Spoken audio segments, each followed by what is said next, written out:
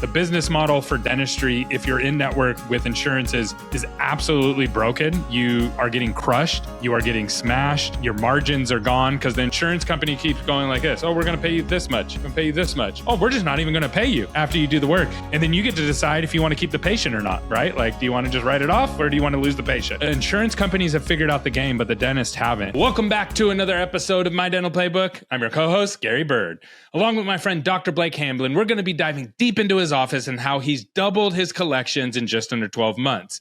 We're also going to be talking about his journey to a $10 million practice and what he needs to do to get there. You're going to see behind the curtain, and Dr. Blake is amazing at sharing the hard details that you need to know so you can do the same too. If you want to grow, this is the show for you. Stay tuned. All right, we are live for another episode, and today we're going to be talking about something that keeps coming up online. I hear this all the time. I just had a comment today on one of my videos. Yeah, Gary, but that's for fee-for-service offices or out-of-network offices. Us PPO offices, we can't do that. We can't market. We can't spend money on things because the business model is broken. And I agree with you. The business model for dentistry, if you're in network with insurances, is absolutely broken. You are getting crushed. You are getting smashed. Your margins are gone because the insurance company keeps going like this. Oh, we're going to pay you this much. We're going to pay you this much. Oh, we're just not even going to pay you. We'll just not pay you for that after you do the work. And then you get to decide if you want to keep the patient or not, right? Like, do you want to just write it off or do you want to lose the patient? And so the insurance companies have figured out the game, but the dentists haven't. And I was talking with you, Dr. Blake, and I was like, you're out of network. So you kind of escaped the matrix. But what about the people who are in network? And you were like, yeah, I got friends that are absolutely crushing it. And they're like 100% in network and they market and they spend a boatload of money on marketing, or they spend a boatload of money on building new buildings. How are they doing it? And so we came up with 3 pillars today, and we're going to work through those. So before we jump into the 3 pillars, any thoughts? Yeah, I had one, but it just escaped my mind.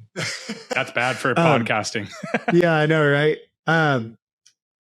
No, it was around, like, I think, it was about being a network. So like being a network for a long time was totally a volume game. And like now with reimbursements getting lower and lower, and honestly just like overhead getting out of control for so many of these offices, it's even more of a volume game. And so the question is like, okay, if insurance has a cap on how much it can help me, that's why people end up in this position when they're like, I know I need to market, but I can't afford it. And so then that's when they start asking, do I go out of network? All these things. And it just feels like the walls are closing in. And so if you are a network, the people that I know that are killing it, they understand that this is the name of the game, is how many people can I see, period. I would push back on that, right? So if the audience is watching, they would say, whoa, I'm losing money as I see patients. So you want me to see more people I'm losing money on? And it's like, no. You got to change the systems that you have. And these are not catastrophic changes. Like, these are not things that dentists can't wrap their brain around. 100% you can understand them. 100% almost every dentist can execute on them. It's just a matter if you can get over the limiting beliefs that you were taught about dental. Like, what I've experienced is dentists have learned these things from dentists a long time ago who were successful in the 80s, and business has shifted. So now you have to do new things and different things, and the things that used to work don't work anymore. So let's jump into these 3 pillars, because I think these are really key. So the first pillar we talked about is training, which I know a lot of people don't like doing that, but it's a necessity. You got to train your team. And what do we train them on? We got to train them on the phones. How are we answering questions on the phones? And we have to train them on how fast you're getting patients in. What most dentists don't realize about the front desk is that every patient that they schedule right away and cram into the schedule the way that you want is just extra work for them. That's all it is. So they would rather push them out and extend them and not have the patients come in. So a lot of dental offices, their front desk is actually screening out new patients. While the dentist is stressed out, the front desk is screening out people because it's extra work for them. So what are your thoughts on training, phone, speed to schedule? Man, I've been actively like doing less dentistry so I can do more training, because I believe that that's going to get us even to the next level. Specifically, we've onboarded some new treatment coordinators, and I'm spending 10 to 15 minutes every day with them, just working on verbiage. And even the first meeting that we had, I was blown away by the things that I thought may have been already taught or coached or otherwise. And I was like, man, okay, this is why my business needs me still to help add some of this value, because I was giving them some things that I felt were very basic. And I was like, oh man, I thought that's what we were doing. And they were, no, this is what we were doing. I was like, okay, well, that's good to know. Here's how we should do it. And this is how you make it really simple. But even from the phone, I mean, you can go so granular. There's so many areas that if you built it right, that you understand what leads to success more than anybody else. And you understand it at a level that's different than anybody else. And so the goal would be to get to where other people own that. And that's what I'm working on. But for now, it's removing the need for me to do dentistry as much so that I can work on that. And it's critical to the success of practice. 100%. Now, if you want that training, there's a phone training right down below that we have. We've built it all out. And there's also a way to build out block scheduling to make sure you get the patients in as quick as possible.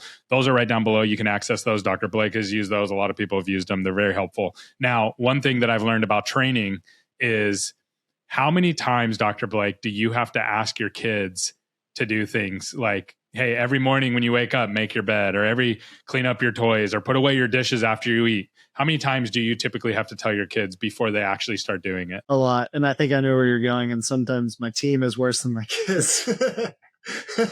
But yeah, no, it's how bad do you feel like the problem is that needs to be solved? And for me, once I know that the problem exists, I like fixate on it, and I can't get over it until I know that we've at least taken a step forward. And so for me, I don't let that thing go away. I write it down somewhere so I remember, and we address it over and over and over again. Yeah. So for me, I'll have leaders in our company come to me and be like, Gary, I told them 3 times. I'm like, only 3 times? 3 times is nothing. Like 3 times is, I barely care about this. And so telling somebody 1 time does not constitute training. And like you can, now if you do an hour-long training, that's different.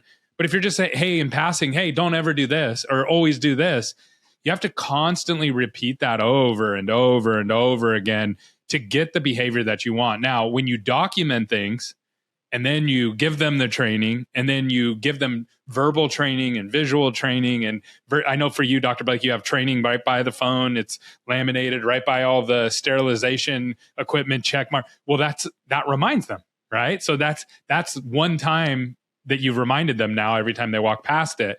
And so there's different ways to hack that, but you have to tell people over and over again. I read the book Atomic Habits, and it talks about anything that's important is worth repeating. So the things that are like super important, those we repeat all the time, constantly. So, okay, cool. So training is number 1. You have to train, you have to answer the phones properly, you have to get people in. Now that solves your volume game. Then from there, it's treatment presentation. So this is the one that I think a lot of dentists get themselves in trouble with, because there's a group of dentists out there that are in network because it's easy to sell treatment that way, because you just sell whatever the insurance covers. The problem with that is now you can't sell other treatment. Yeah. I think the biggest thing, if I go back and look at and remember when I first started and I was on this journey of how do I be a better treatment planner and a presenter of treatment as a dentist, the one thing, and I think Chris Phelps said this, but people care more about what they stand to lose than what they stand to gain. And that's kind of what I like lay my hat on as I'm training as associates as well, is if you always go back to reminding people about what it is that you're trying to help them avoid, the loss-aversion. So we don't want this crown to turn into a root canal, or we don't want this crown to turn into a fractured tooth that turns into an implant. People care more about that than they do, oh my gosh, my crown's going to be amazing, and you're going to love it, and it's going to look perfect, and it's going to blend in perfectly with your teeth. Like, they just want to avoid pain and spending more money. And if you can let them know that that's what you're trying to help them with, I found that that really removes the whole salesy conversation. But it also just leads to better case acceptance. Patients just say yes more because they believe you, versus when you're trying to sell them on something else that's not loss aversion, it feels like sales. Yeah. I think too, when it comes to sales, and I know people don't like that word, but anytime you're selling anything, and we all are selling something, is that you always have to sell against something. So a lot of dentists are just like, hey, you got this work that needs to be done and it's $3,000. Well, you're not actually selling against anything. So all the patient thinks is like, okay, I can't even see it. It doesn't hurt me. So I'll just wait. So what I really like, the framework that I've kind of played with, and if I was a treatment coordinator, is how I do it, is I say, you got two options here. You can spend money now and solve this problem, which will eliminate the pain. You're not going to get pain in the near future. And you're going to save money, because this filling now is for sure going to turn into something bigger later. And there's stair steps. I'd explain like filling costs versus root canal costs versus implant costs, right? Like there's a stair step, there's a progression. And it's not a matter of if, it's just a matter of when. Okay. So that's option number one. Do nothing pay for it and get rid of the problem. Option number two is just wait and watch. But one night you're going to wake up and go, ow, it hurts now. So now you're dealing with physical pain, and it's going to cost more at that point, because now we have a different problem because it's become bigger. The option's really yours. And when you do that, like for me as the patient, I'm like, oh, I don't want to ever be, this is what actually convinced me to start going to the dentist regularly, was like, I don't want to be in pain. I'm scared of the dentist, but I'm more scared of the pain of not doing dentistry. But someone had to teach me that. Yeah. And one thing I like to use is, and you'll get this, is patients will say, so you're telling me I need 4 crowns? And I always come back with the same thing. I'm like, you don't need anything. These are your teeth. I'm just the guy telling you what I would do. If you were my mom, this is what I would do. At the end of the day, you can do some, none, or all this treatment. But my job is to make sure that we avoid the big problems. And I'm really concerned that if we don't get to this soon, that it's going to turn into something bigger. So yeah, I guess you don't really need teeth, right? To live. Yeah. You don't really need teeth to live, right? That's right. You can live without teeth and just eat baby food all the time. That's right. Yeah. That's right. Yeah. It works well. Yeah. That's awesome. That's a great framing. So, okay. So training, phone, speed, schedule, treatment presentation. And this one's a big one. The last one, it ties into the treatment presentation. And it's actually a hack that you've been using. A bunch of dentists in our mastermind have been using it. And they're a sponsor of our podcast, actually. But before they were a sponsor, we were all using it. And a lot of my clients use them. It's using Cherry with every single patient. Tell me about what happened to your practice when you decided to start doing this. This was game changer. And I think I've shared in the past that I really didn't want to do this because I was afraid of the fees, and I was afraid of what it might say about our practice if we dare offer financing to patients. But what I found was that, people just can't afford. I mean, people can't afford groceries, much less like a $500 filling or a $1,200 crown or whatever it may be. And finding ways to make dentistry affordable is honestly kind of the duty of the dentist and the dental practice. And when we started offering that specifically to every patient, number one, I think it did 2 things. The access to care was there, so we were able to help more people, but it made our conversations more effective. We were able, our ability to present a really big treatment actually became even easier because we were able to say, hey, Gary, to do these, 7 crowns, it's going to cost $20,000, or as little as $400 a month. Which of these options works best for you? And when you have that in your back pocket, it makes it so much easier versus, hey, Gary, your treatment's $20,000. Right? Like, and then what happens is you have nowhere to go from there. You have no negotiating power. And that's why patients say, well, how much does my insurance cover? Right. Yeah. So what I've liked about this the most is it removes the insurance conversation. It's like, hey, you could pay this much a month. We've already factored in your insurance, everything. It's only $150 a month or $300 a month. And you can get all this work done and you don't have to worry about this stuff anymore. Great. That's awesome. My wife just went and got 2 implants and it was like $8,000, right? I could have paid cash for it. Like I could have. I have $8,000, But I'm like, why would I pay $8,000 right now? That's a boatload of money for a problem that honestly, my wife, again, she doesn't have to fix it right this second. She can fix it a little bit later, whatever. And I was just like, just ask them if they do patient payment. Oh yeah, they do 12 months interest free. Yep, we're doing that. Why? Yeah, why not? Now imagine somebody who doesn't have $8,000 sitting in the bank. They're in credit card debt. Like they're just going to take the teeth out and walk away. And that's not what's best for them. Well, and one thing we don't really think about is the emotional side of dentistry. And people come in, and some of these people haven't been in the dentist in 4 or 5 years, and they're just embarrassed about it. And then you get to slap them in the face with this $6,000 and $8,000 treatment proposal. And instead of having an option that says, hey, I know this is a lot of money, but we want to make this as easy and as affordable as possible. We can do this in monthly payments of as low as $200 a month. You're just making it more awkward for them. You're saying, hey, I know it's been forever since you came in, and because of that, now it's more expensive. And it's like, man, throw them a bone. And what you'll find is the amount of fees that you pay to like, it's just like taxes. If you pay a lot in taxes, you're welcome. You know what I mean? If you pay a lot to charity, you're welcome. I got that just means it means done you're crushing a lot it. Of dentistry. Yeah.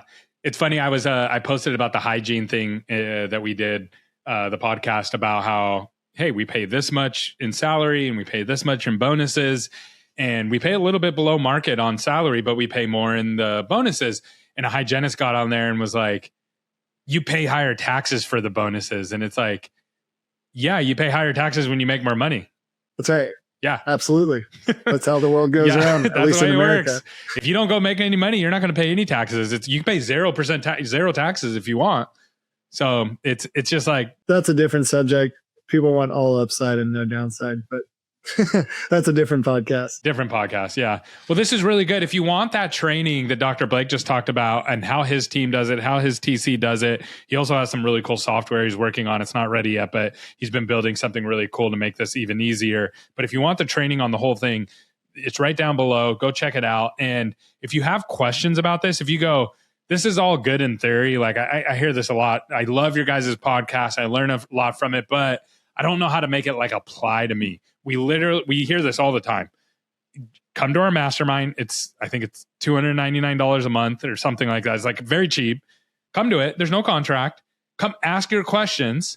And if it doesn't get traction for you, you can leave. But so far, the people who've come, asked their questions and stayed, they've all grown like crazy. So if you want to come and fix your problems, come to the mastermind. We'd love to have you. Yeah, it's been really fun too. I feel like we're building a little community within that mastermind too. The people that show up every month are learning more about each other's practices, and now they're even starting to chime in on different things for each other, which is a lot of fun. So I would love to be able to help people. I know for years I sat in the dungeon of thinking I had to do this alone, and kind of like what we talked about on one of our podcasts. There's just not an entry level that I've seen that is as low as ours. And like I said, we're kind of giving it away just because we want to help the industry and help each other. And we just have a lot of fun, throwing stuff against the wall and seeing what will work. So if you are struggling or you see yourself bumping up into roadblocks or ceilings of complexity, come join us. We'd love to help you out. Awesome, man. Great show. Yeah. You have a good one. Absolutely. Thank you. Peace.